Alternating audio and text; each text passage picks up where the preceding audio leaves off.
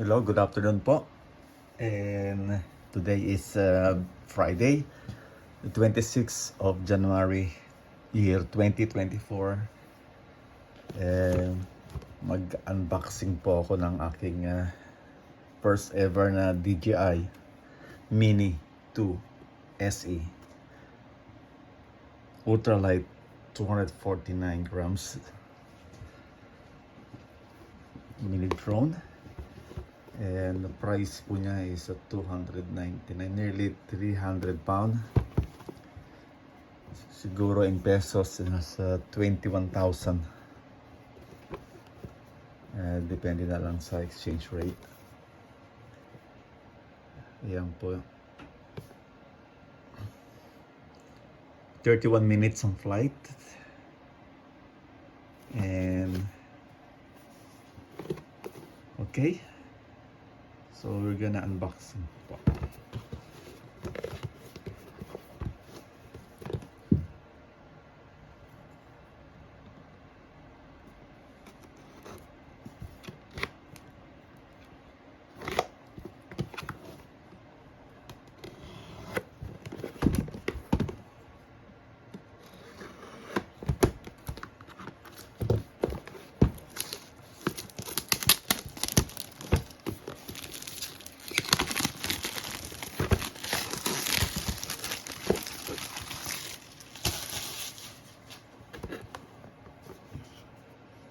Okay.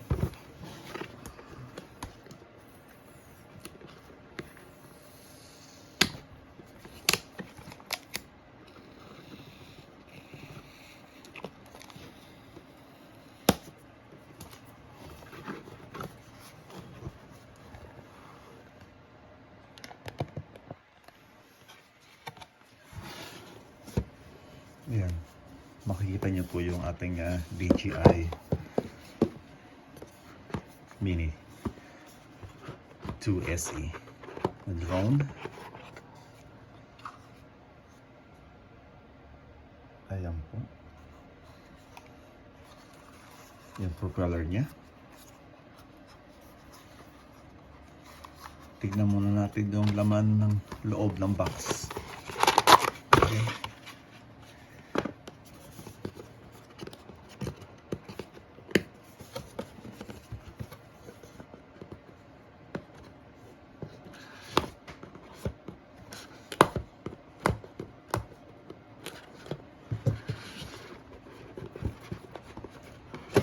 Okay. Ayan po yung kanyang controller. Wala ng laman. Okay. Eto po. Medyo malamig-lamig pa.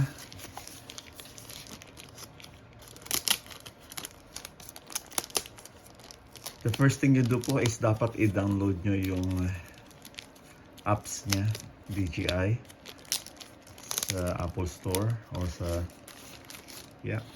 phone niyo. Ayan. Oh my gulay. And then meron siyang setting here. Cinema, normal, and sport. And push button niya. And landing. Gusto niyo mag-land yung kanyang in your phone, in your drone.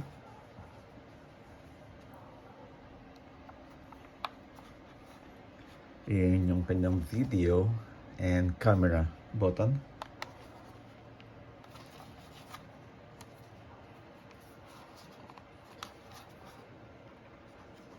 Ito yung kanyang pang focus. And dito naman is ilalagay ang inyong phone.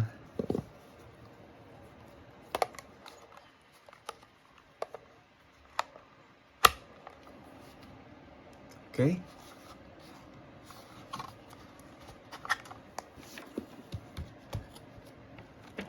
And then meron siyang kasamang cable dito. Teka.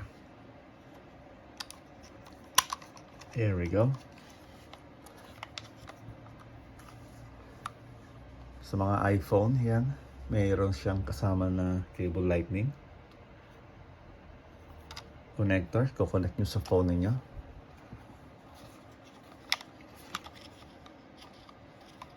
Pwede siya matanggal. May USB siya.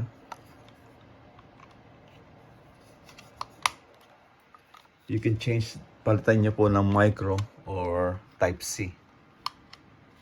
May kasama yan. I'll show you to you. And then,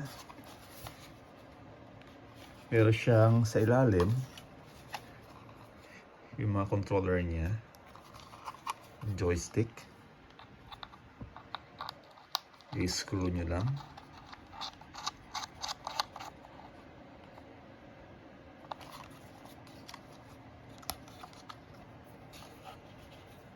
Ayan.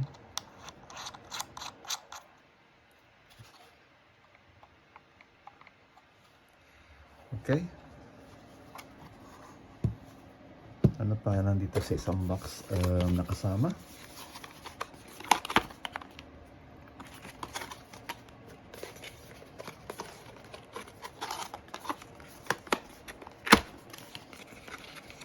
Okay.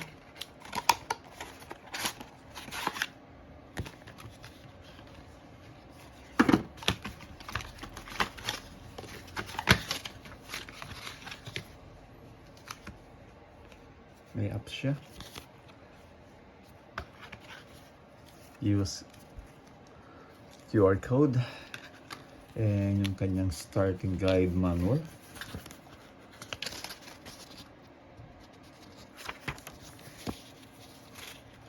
Chinese yata. Ay, ito. There's an English also. So, walang problema.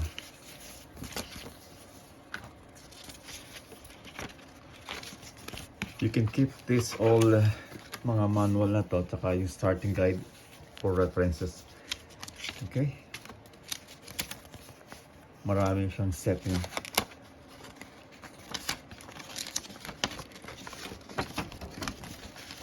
Meron pa sa Japan.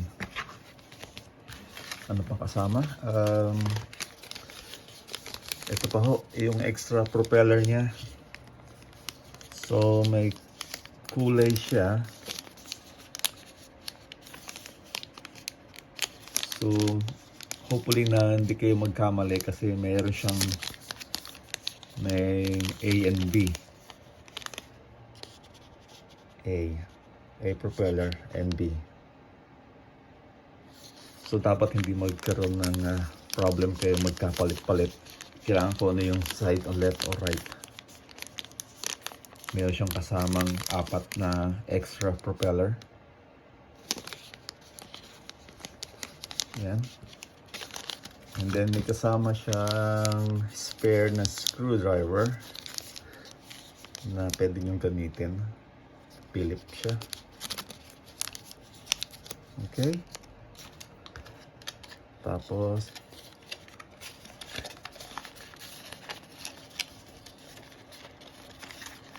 ito pa yung cable niya nakasama. Okay, wala na. Ito po sinasabi ko sa inyo na may USB and then you can use yung Android phone. Meron siyang micro. Kung yung phone niya may micro na adapter. And yung isa naman is Type-C.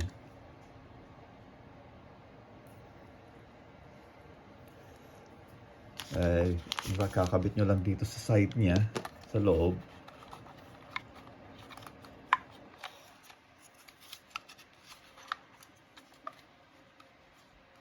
Ayan. Papalitan nyo lang. Okay na.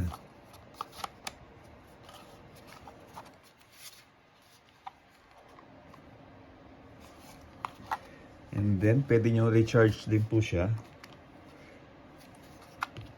using itong kasama niyang free cable sa box. USB and then Type-C. Wala siyang kasamang adapter, so you can use yung adapter ninyo. Any adapter that pwede niyang gamitin. And then, i-recharge nyo to, yung kanyang controller, para hindi kayo maubusan ng battery. At the same time, sa drone na rin. Meron siya sa likod.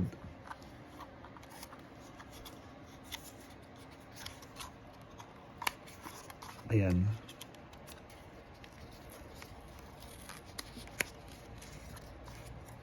Type C. And then, dito sa likod niya, we're gonna put the SD card. Kung meron kayo.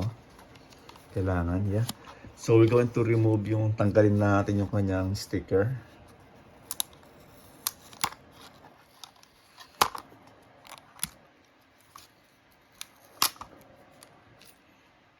Okay. Tapos, sa propeller niya, tanggalin na rin natin.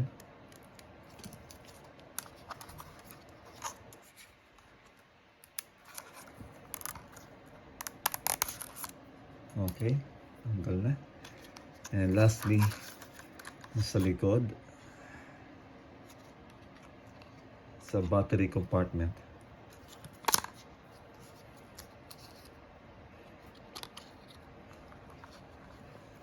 Open lang ninyo sa likod, packet ng ganyan.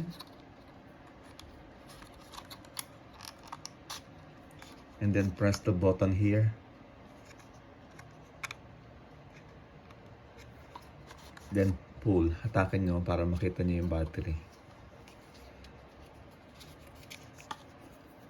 Bago kayo mag-start ng flight ninyo, you have to recharge your battery. Okay? Ayan yung kanyang contact niya. So, that's it. Lagay nyo dyan. Marinig nyo yung click. And then, close the tab. Yung pintuan niya sa likod.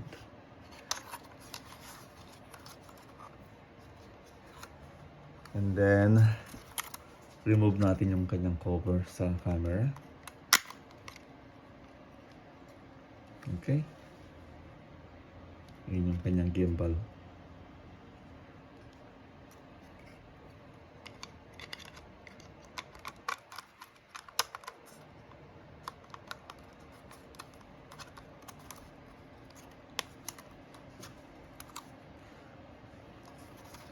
Tapos yung pag-open ng kanyang propeller naman is dahan-dahan lang. Forward. Forward. Ito naman, backward. Huwag nyo lang bibiglain para hindi mabali o masira. Huwag nyo bibiglain para hindi masira. Ayan po ang kanyang bago nating DJI Mini 2 SE. Ito yung first ever ko na DJI na mini drone.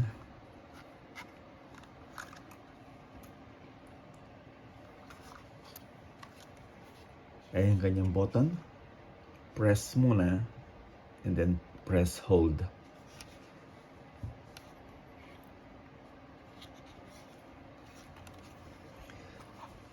I have meron akong first na drone. It's a Parrot Bebop. Last 3 years already na hindi ko na nagamit kasi nga na nabasag yung kanyang front camera. Pakita ko sa inyo.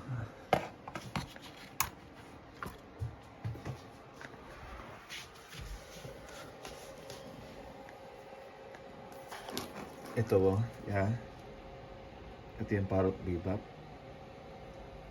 Yung propeller niya may kulay. So, alam nyo kung sa harap is red, sa likod is black. May kulay siya.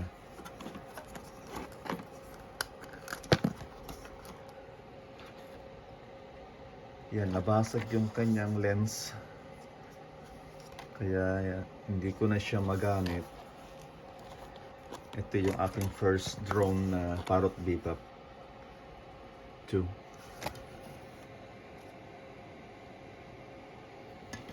Pwede ko pa siyang gamitin pero wala yung kanyang lens.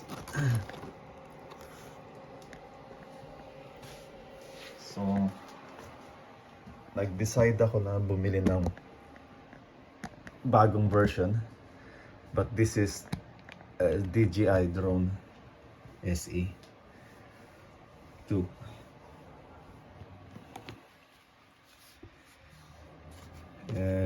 Hopefully I will make a video of this, and please subscribe na lang sa aking channel, and newbie lang naman ako. Do likes and likes my video, and make a comment please, and that's it. Ito pala, paano pagbalik ng propeller niya is may mga numbers siya.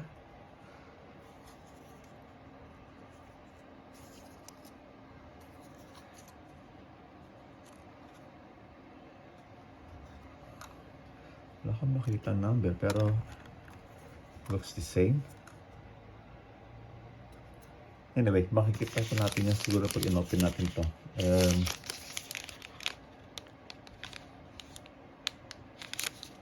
May nakasulat siya, so ayan.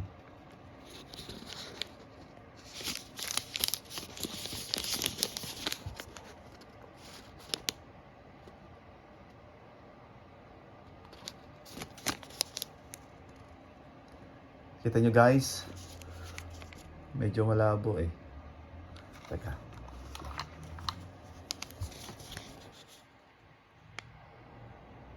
Ayun. Install properly B as shown in the image when replacing the propellers. Remember to also replace the screw. Oh, yun po. Bago kayo mag-start ng flight ninyo, paliparin, make sure na mahigpit yung mga screws. And then, i-update nyo yung kanyang settings o yung kanyang firmware. Yun na lang po. Tapos sasarado natin yung sa likod niya. Pag ganito na lang. Yan. Dahan-dahan. Huwag yung bibiglain para hindi mabali. Ganyan ang pagsara. Dahan-dahan.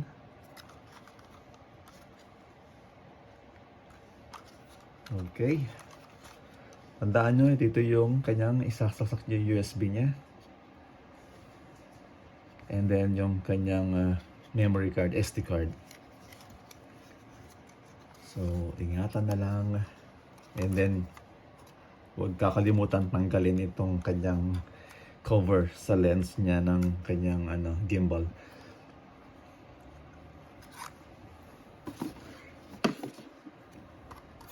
And hanggang doon na lang sir. Ito po yung kanyang additional na mga cable niya. And also pag may chance kayo, may extra pa kayo money, bumili kayo ng additional battery for your new DJI Mini 2 SE drone. Just make sure na parehong battery kasi maraming lumabas na DJI na ngayon. Okay? So, hanggang dito na lang po tayo. My first ever DJI drone SE. And yung paalala, huwag niyong kakalimutan na tanggalin ulit to or yung kanyang stick na sa dito sa para di mawala. Okay? Yun na lang po. Tapos i-recharge nyo rin to. Meron siyang dito USB Type-C. Recharge nyo using yung kanyang kasamang cable. Yun na lang. Yun na lang. Ingatan na lang ninyo. Thank you so much for watching my video. See you guys. Salamat po. Bye-bye.